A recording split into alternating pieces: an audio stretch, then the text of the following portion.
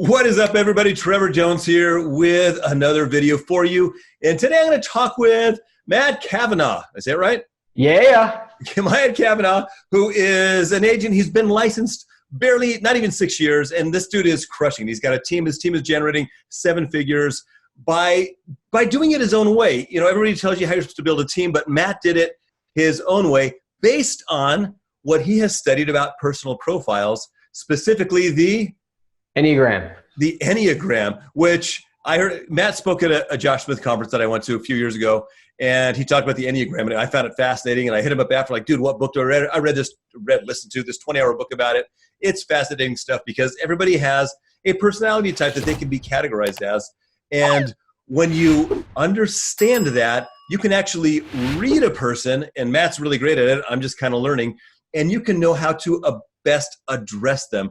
And I don't want to use the M word, manipulate, but you can know how to best approach a person to get the best result that you want, and to best help a person, right?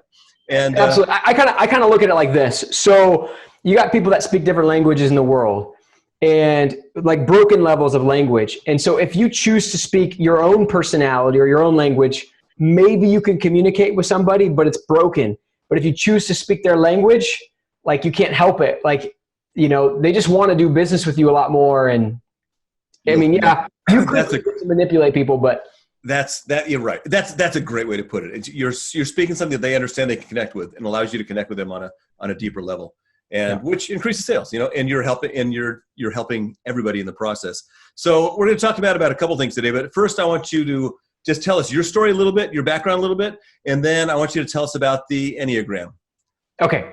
Yeah. So basically, like, we can go as far back as you want on background. Like, if we go back before real estate, my very first job out of college was a math teacher.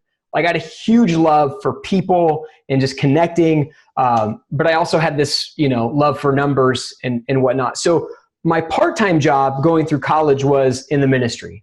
I was a youth pastor and am heavily involved in the church. So there, we were trained to work with youth and work them through some of the most difficult things they would go through, like, depression. They would be abused by their parents or people they knew. And so we did a lot of, like, counseling through those experiences. So I've always had a love for that type of way of helping people and understanding people. And so basically, fast forward, getting into real estate, I've looked for kind of ways to implement some of the knowledge that I learned before. And then once I learned about the Enneagram, it's kind of exploded the way I understand how people operate. And we've just taken the time over the last 2 or 3 years to kind of document what things you should say and do in certain sales situations to have the most success, to win people, and then even how to manage, like, the team. Like, how to put people in roles where they can succeed or prevent yourself from making bad hires. Or like one scenario, this might be kind of crazy. I had a team member that asked if I would be okay if they took out an insurance, like a life insurance policy on me in case I died.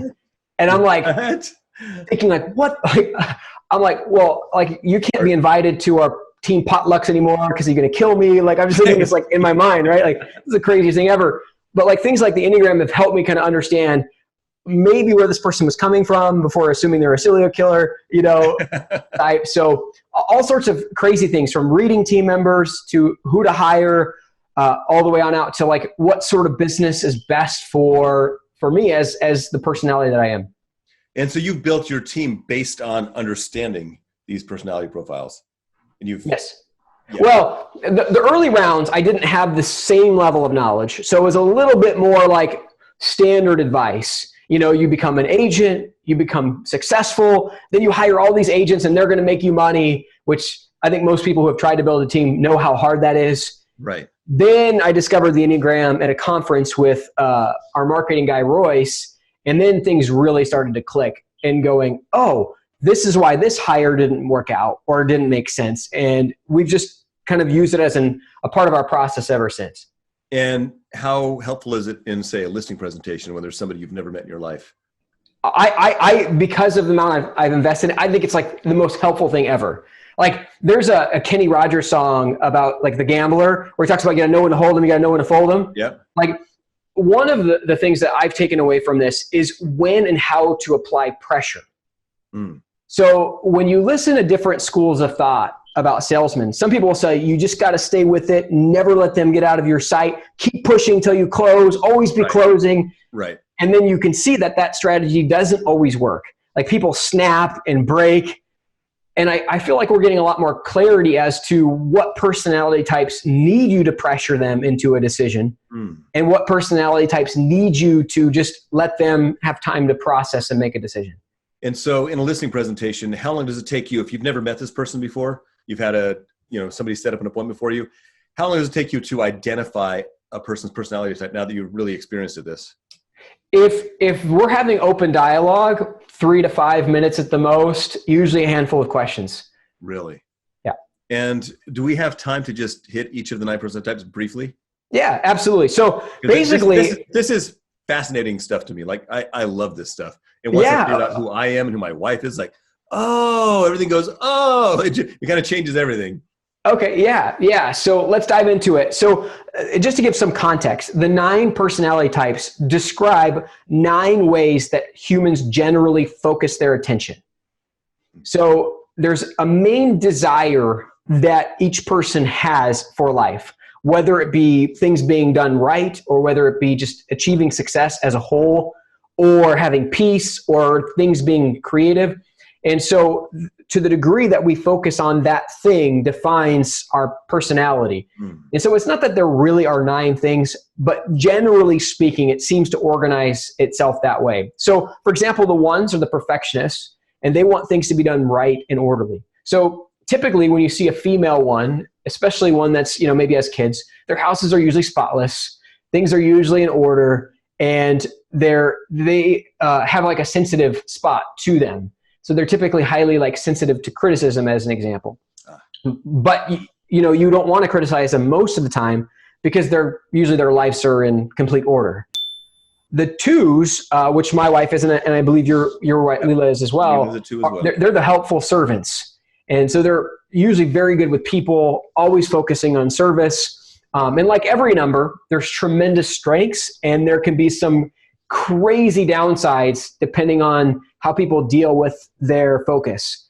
3s, which I believe you're a 3, Trevor, are focused on success, coming across as polished, very driven individuals. And there's a lot of variability depending on if someone's a 3-wing 2 or a 3-wing 4, but very focused on defining what they want to be successful at and then doing everything possible to pursue it.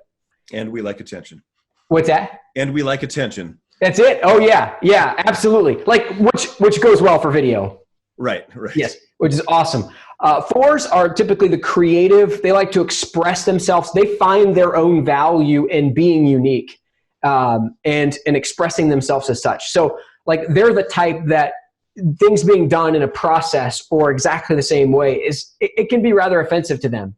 And so levels of polish are not super great. They like feeling emotions and things being unique and in those sort of ways. 5s are your investigators. So everything's about details and their mind.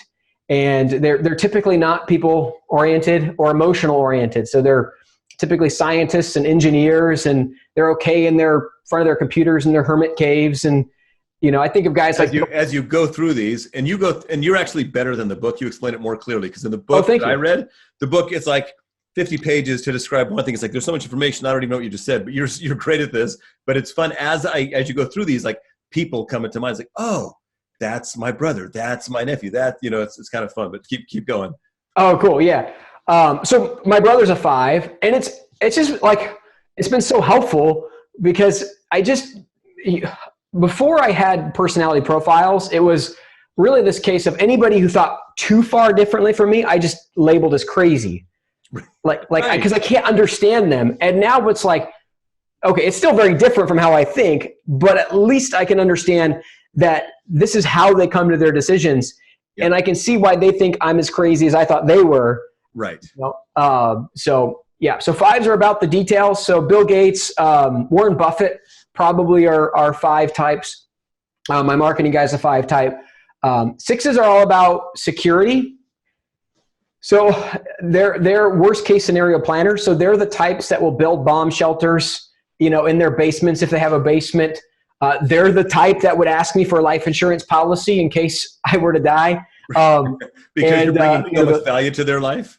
What's that? Because you're bringing so much value to their life, they kind of. I want to think of it that way. Right. Yes, I think they're afraid their hourly income might fall away. Right. If I were to die, as opposed to I'll just go get another job. Right. Yeah. So, and then sevens are the enthusiasts. So they're all about fun. They run from their fear by experiencing new adventures. The guys that we know in common are like Chris Oriana, as an example, is a perfect seven. And so it's just all about traveling, fun. I went on a trip with him, and so we both fly into Nebraska to go to this conference with Jeff Cohn. I had a ticket back. He didn't have a plane ticket back. So I'm like, we're like the day we're getting ready to leave, I'm like, do you want to ride to the airport? Because I'm flying out. And he goes, well, I haven't booked my ticket. He goes, I don't even know where I'm going. I'll probably go to Denver. No way. Yeah. So totally just like, free spirit, enjoy life, fun. Wow. That sounds appealing. I want to be a seven. Oh, yeah. Yeah. Sevens are fun. Like if you need them for a commitment, that could be a little more challenging at times. But as far as having fun, they're the best person to call. Eights, myself, hard chargers, driven. We usually talk fast, super intense.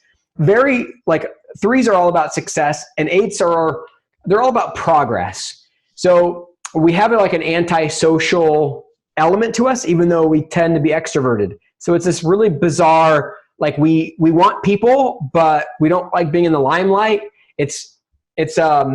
The Enneagram really helped me understand that, because there's moments I want to be with people and out there, and then there's moments where I'm like, I got to go recharge my batteries. Right. So Joshua Smith, I would think, clearly would fall in this category. Yeah. Yep. And the nines are your peacemakers, and we have several nines on our team, and nines are phenomenal to put on teams if they're in the right roles. And so they're about keeping peace with themselves and keeping peace with the world.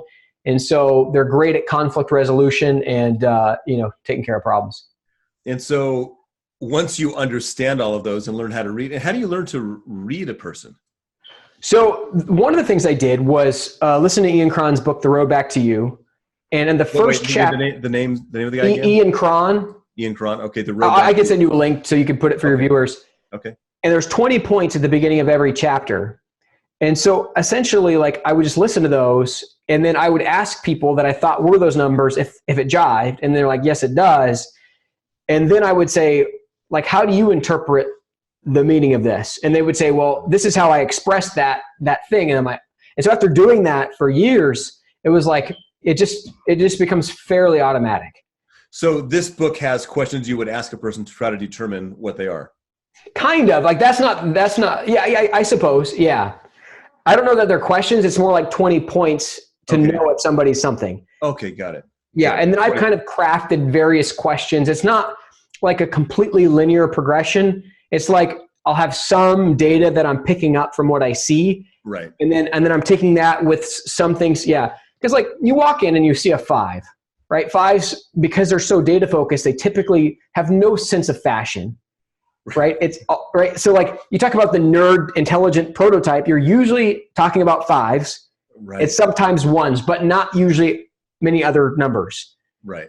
So if you come in and you see a nerd, you're like, okay, I've got it narrowed down to like 2 numbers now. 5 or 1. 5 or 1. Now I'm asking a couple questions. Now you can just treat them both the same and you'll probably do okay.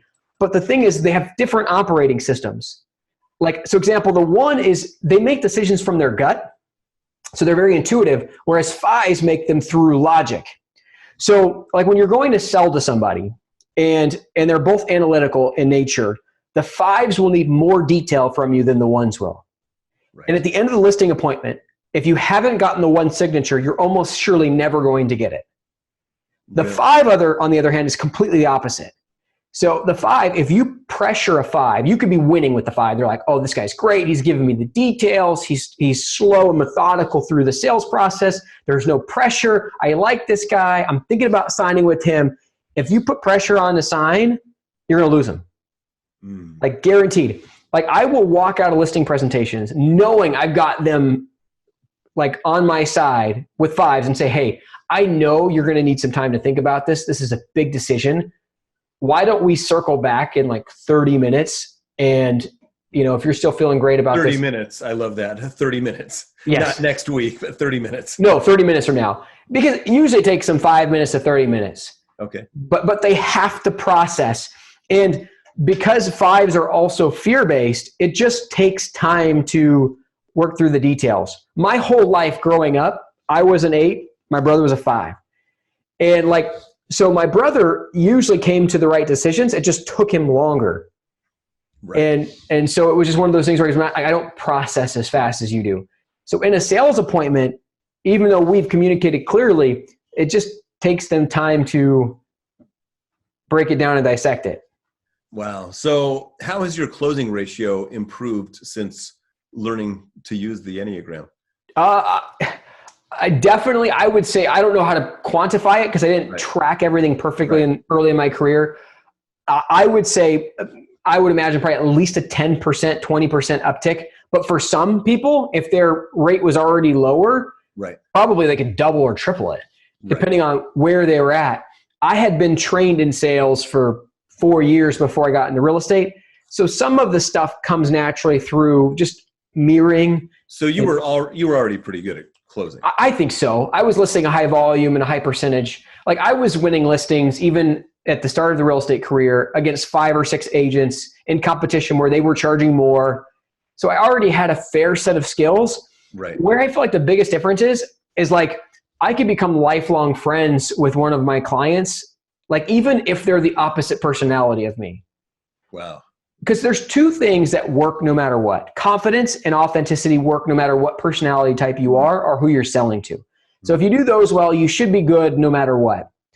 The reality is that I feel like I avoid a lot of landmines that come up in servicing. I'll give you an example. If you're dealing with a buyer who's a 6, likely they're going to want to get every inspection on the house before they even make an offer. The earlier me would be like, wait, this no. The 6 is, what's the 6's personality? They're the fear-based. They would be called the loyalists by the book because they take a long time to build relationships. And then once they do, they trust you forever. Okay. But that early process as an agent can be tough because they fear everything will go wrong. Okay. So like you walk up to the house and you say, oh, there's probably going to be a few things that need to be negotiated. They walk up and they're just picturing the house crumbling, from the second that they see it. And so they're like, well, we need to get every inspection, then we'll make an offer. The earlier real estate me would say, no, you're going to spend $1,000. There's no way in the world you're going to get you're going to spend money on inspections and you're going to get your offer accepted because somebody else is going to make an offer first. Right. And as I was trying to minimize their fears, the fears became greater in their mind. Mm. And so just learning how to dive in and stay in a 20-minute conversation with them about like each of the fears and like making it as real as possible for them. And then we can let it all calm down and move forward. So it just changed the approach that I would use to deal with those. And so then they become your longtime, allies. So if you're a brand new agent, you've never heard of the Enneagram before, and you're like, wow, this sounds awesome. How can I be Matt? What would you tell? How does somebody start? Yeah. So I think the first process is the 20 points in the road back to you. Okay. On the start of each chapter. Start in chapter 3 because the first 2 chapters are about the origin. If you want to know about the origin, that's great. But start in chapter 3 for the meat. And then just start diagnosing yourself and start talking to others. Okay. And then so you're like, okay, so you're a 5. So then when it says this, like, how does that come about in your world? And people love to talk about themselves. Yeah, like, it's true. You're asking questions. It's like, they're like, yes. And if you're doing it to your family members, they're like, I've been telling you this my whole life. You've never been listening, And now you're paying attention. What? Yeah. Now you're listening. Wow. Okay. So, and then I just, I know most people don't want to do this, but I just became a human analyzer, and all of my interactions were kind of filtered through this lens of what number is this person and how are they thinking, and just keeping it open frame.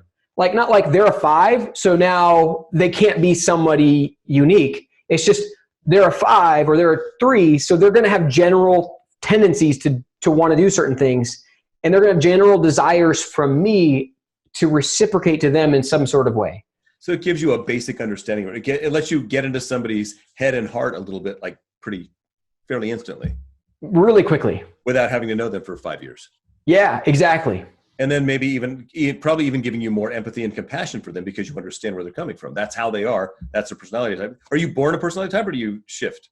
What's that? Are you born a personality type or can you change? There's so much debate over that. I think it's probably, I wouldn't say born, but I don't know if I agree with a lot of the book's synopsis on how it forms either. Right. Yeah. Okay. So I don't know. Unclear. Okay, all I know is I've been experimenting with my own personality and changing it for the last year. And I believe you can fundamentally change it because I believe it's a matter of focus. Okay.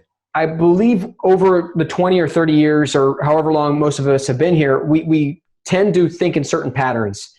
And so those patterns become more and more hardwired, and anything outside those patterns gets more difficult. Right. And so I think this kind of gives like a lens of these are the things that you think, but these are the things this other person thinks. And so then I started reflecting on, well, those thought patterns in this specific scenario are better.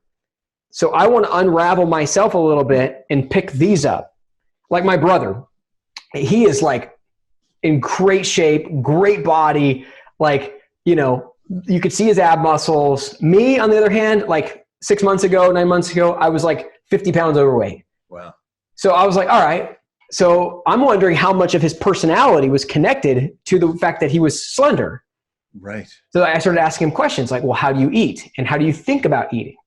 And I realized we fundamentally thought about like the concept of food differently. And so as I started unraveling my personality, that's how I was able to lose all that weight and now keep it off. But you're still an 8. But I'm still an 8. Kind of. Like, kind of, huh? Yeah, I definitely am, but like less of an 8 than I was. Where are you leaning now? I think I just have like a sprinkle of a few other things. Like I gave up some of it. I view it like this. Like if you have a block of Play-Doh and then you have like a stencil that has like holes in it. If you press that stencil down on the Play-Doh, there's going to be some things that are coming up. Yep. The more you press down, the more that's like locking onto your number. The more you're going to gain superpower from that number, right. But the more that blind spots everywhere else you're going to get. And that's where they talk about, you know, like being a specialist versus being a generalist. Yeah.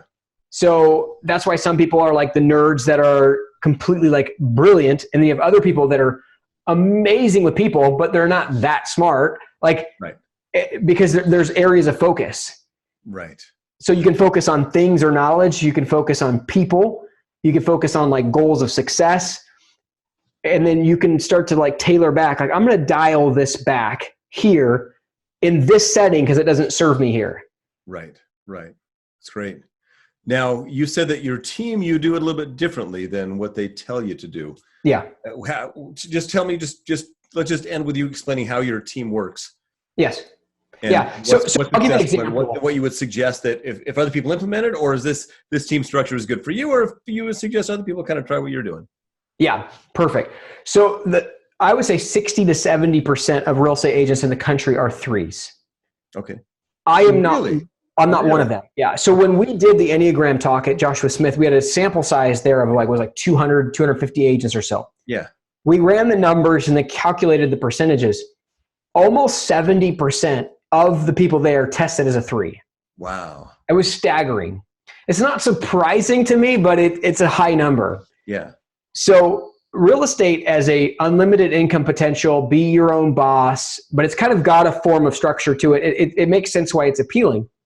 And so a lot of the gurus who are teaching to the things that 3s would be wanting to hear.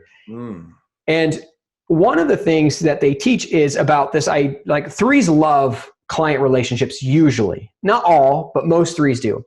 So on the 3s on our team, if you ask them to give up what we call a contract to close, which is the negotiation during contract and the showings and the things of that nature, right. Most 3s greatly struggle to give that up. Right. They're like, no, this is my client. Like I cannot give this up. Yeah. Whereas as an 8, I'm like, I could give it up today, tomorrow, yesterday, as long as they're being served well. I would rather not. I'd rather focus on my gifts. And so as a result, like, the other part of the model is building a team of a lot of agents. And for me, like in my 8-ness, I like having less relationships that are more intimate. Right. And I like doing fewer processes than more. And so when we started latching on to like doing listing appointments on Zoom, it was like, I could just do this piece really, really well. I can give the customer service over to a 3 who's fantastic. And so I've just morphed the strategy into like, what do I love? And I'm just going to do that and let the mechanics and the finances of business work themselves out. And in the last year where we've done the most tweaking, my net income is the highest it's ever been. With you doing less of the process. Less of the process. Much less. So what do you do now? Currently, you're the team leader. What do you do? I conduct listing appointments on Zoom and run and manage the team. That's it. That's it. Nothing else. You don't handle anything else. Yep. And you have agents that handle, a single agent will handle a client. You'll hand a listing appointment over. You'll hand a client over to an agent, and they'll take it for the rest of the way, contract to close. Yeah. So we have a transaction coordinator that handles the paperwork. Right. We have a contract to close coordinator that handles the once in contract to close or the listing to close if it's a listing. Right. And then the agents will handle the showings, or maybe they'll handle the listing until contract, and that's it. And how do you get paid versus them? Do you have that? Is that structure public knowledge? Yeah. So it just depends. Like with our agents on our team, they have 3 tiers, 3 buckets. So they have a bucket for because we have ISAs. So if an ISA sets an appointment on a lead that we've paid for as a team and we give it to them, then they get a percentage off of that. Okay. They get a higher percentage if they convert a lead off of our bucket, and then a higher yet if they bring in a sphere deal. And so there's 3 buckets that they get paid on. Okay. That's the ISAs. What about the agents? The ISAs get a percentage of whatever closings that get converted. Our licensed ones here. Now we're building a call team outside of the US. So those will be paid on appointment met. Okay. Okay, great. And so do you feel like you have it totally dialed in? I don't think we ever have it totally dialed in, but it's working. Awesome. Yeah. Sweet. What would you do you suggest that the average agent who's a 3 set up a team, or that they stay solo? I think the perfect team for a 3 is like what I call the star center model. So the general model that I think is being taught out there about building teams is related to this. The team leader becomes the teacher of all these agents. Right. And I think that model, even for most numbers, is fundamentally difficult at best and broken at worst. It's this element where I think most of us know that when we bring on a team member, it's very rare that the team member wants to come on, learn under us, become great, and stay with us forever. Right. Never happens. Usually what happens is we pour absurd amounts of hours and risk into them at the beginning. They become successful. At their first sign of success, they want massive raises in their commission splits, or they're gone. Right. And this is perpetuated by almost every real estate Facebook group in the world saying, don't be on the team, do it yourself. Yeah. Right. And so as a business model, if you're looking at it from like a corporate structure, that makes no sense to me. Why would a company want to invest in people that they know has such a high likelihood of turnover? Right. There's models, like there's some people I've shadowed in other places of the country where there's one guy doing 225 listings a year, closings. Wow. And he's got a team of 6, but none of them are agents playing the agent role. They're all licensed. They're about his business. It's more of a corporate model where they're paying of base salaries plus some commission overrides. Right. There's not a message of, hey, come on my team and I'll make you a successful agent and then release you. It's, hey, no, I'm bringing you on to serve this team. Like it's just a different messaging. Wow. So what's your message to your agents? Yeah, well, I mean, like we've been tweaking, right? So at first I started off with that more traditional model. So for the agents that are still with us, I haven't changed their message. because I love the people that I bring on. Okay. And, I just kind of feel like I didn't want to be disingenuous to why I brought them on. Okay. But as we see the model shifting, for me, like even myself, like I just like seeing people play roles. I feel like when you look at the failure rate in real estate being 90%, when you look at the average income, depending on what study you read, between 30 and 50,000 a year, that's not a model of success. Right. Whereas almost all the agents that we bring on after 1 year are making six figures plus. Wow. And so for me, it's analyzing their personality. What's their number? Who are they within that number? And then so where in the real estate process do they fit? And then making sure we have the volume to kind of support their growth. Right. So that's why we started building the call team outside of our team, so that we can have appointments ready to go, in mass, for these agents. And instead of taking on a lot of agents, taking on very few, and then having them run high volumes of 10 to 20% of the process. Right. So you're segmenting it. So you're doing one thing, your callers doing one thing, your agents are doing, so they only have a specific piece of the pie they're taking care of. Yep. And it's focusing on their strengths. And you've got a structure so they want to stay. They're getting paid for their efforts, and they want to stay. You're finding less turnover with this new evolving model. Yes, less turnover, and turnover as a business leader, as a team leader, becomes less scary. Like one of the big things when you're basing everything off of an agent being with you, one of the reasons I guess I've been taught by the coaches that I've hired in the past is grow a lot of agents, because if one or two agents leave you, you're not devastated. Right. And so that's what I sought out to do. But then I'm like, this is not even the business I want. Like I don't want to be so. Then I thought, well, what's the workaround? What's the workaround to having it be a secure business, but with having few agents? Right. And that's a business model where the business coming in is being controlled by people that stay. Right. If you're basing all of your agents bringing in their own sphere or bringing in their own business, that's a volatile model. And that's most models.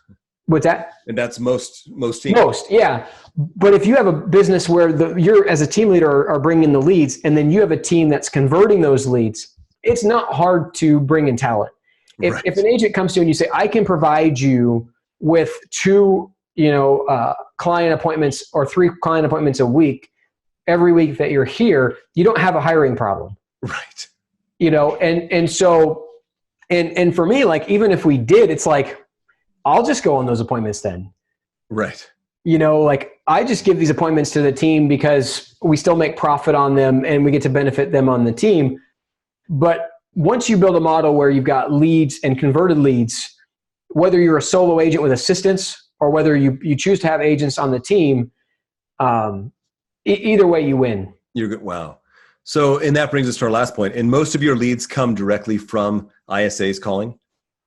Yes. So they'll call expireds, for sale by owners, Facebook leads, etc. I haven't gotten to the ultra high Trevor Jones status of bringing in lots of volume through videos, which is another layer, right? So that's the cool thing about like maybe the 8 personality as opposed to the 3 is that your ability to do so well in video and self-promotion leads to business coming in. And so you become the mecca of the thing. And so instead of hiring a bunch of agents to play agents, you can hire assistants. Right. To be assistants. Right. Key is to understand what personality types have the best chance of wanting the assistant role long term. And hiring for the right position. Yes. Hire the right person for the right place. Wow. And so the last thing I want to talk about with you is, I know you are pretty much a master cold caller, would you say? I would say, I think so, yeah. You're great at it. And part of it's because the Enneagram, part of it's your sales training, part of it's your personality. I assume it's all of that together. And and I understand you teach agents to be awesome cold call. And like my thing is like, I hate cold calling. And I think most agents do. And you said, we talked earlier, you said that in the beginning you hated it until you became awesome at it. And now you actually like it. Yes. Because you're so good at it. Wow. Yeah. So I learned it in a previous industry. And I was door knocking businesses to sell business to business services. And I always preferred the face-to-face. And the line in my head was always, I'm better face-to-face than I am on the phones. Yep. A lot of And there's probably some truth to it because you could read people. Sure. But then it got to a point where I could only have my income be so high because the drive to every business took time. Right. And so then it was like, well, I have to get better at something that's more automated. And so I started learning the phones. And from there, like, it was an obsession for me. It's like, I'm going to become good at this. I never knew that I would learn to love it, but I'm like, I'm going to become good at this. And then along the way, I started changing the way I talk to myself. Instead of saying, this is terrible, this is miserable, I just started saying, I love the challenge.